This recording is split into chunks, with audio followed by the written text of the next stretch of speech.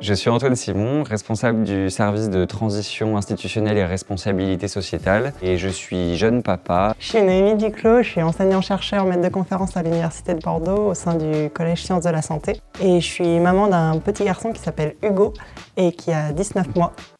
Je suis Aude Crépin-Pasquale, je suis assistante de direction à la direction de la communication de l'Université de Bordeaux et je suis maman de 3 petits garçons. Je suis Elisa Baron, je suis maître de conférence en droit privé et sciences criminelles. J'ai 2 enfants qui ont 6 ans et demi et 3 ans.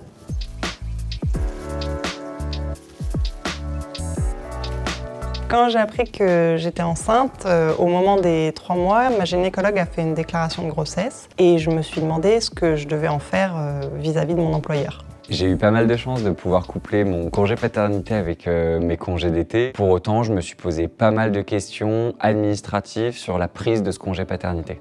Concernant le congé maternité, la réglementation ne prévoit pas de délai pour le déclarer auprès de son employeur. Toutefois, il est conseillé, dès que vous vous sentez prêt, d'aller échanger avec votre responsable pour mieux préparer votre congé maternité. En ce qui concerne le congé paternité, là, la réglementation prévoit bien un délai de prévenance d'au moins 1 mois avant la date prévue de la naissance de l'enfant.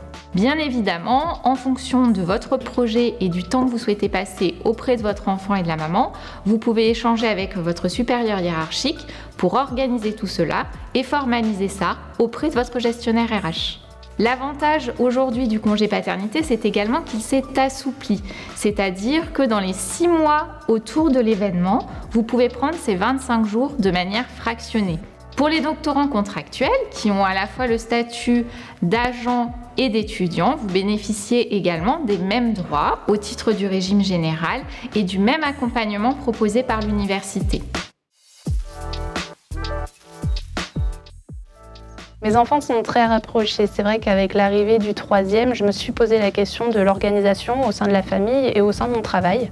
Très vite, la question a été orientée vers un congé parental, mais j'étais dans le flou sur ce que je pouvais prétendre au sein de l'université, combien de temps je pouvais m'arrêter, est-ce que j'avais un complément ou pas du tout. Vous pouvez, après un congé maternité, paternité ou d'adoption, bénéficier d'un congé parental jusqu'aux 3 ans de l'enfant. Quand vous souhaitez prendre un congé parental et que vous vous sentez prêt, c'est bien d'aller voir votre responsable pour échanger avec lui sur l'organisation de votre départ en congé parental, mais aussi commencer à préparer votre reprise au travail une fois que vous aurez profité de votre bébé pendant le congé parental.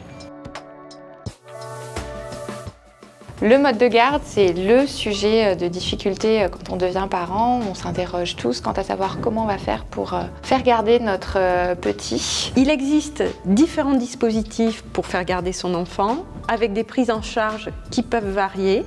En fonction de votre projet de vie, vous pouvez vous rapprocher du service d'action sociale, à la fois des gestionnaires et des assistantes sociales, qui vous renseigneront sur l'ensemble des dispositifs qui existent et les prises en charge qui sont possibles en fonction de votre projet de vie.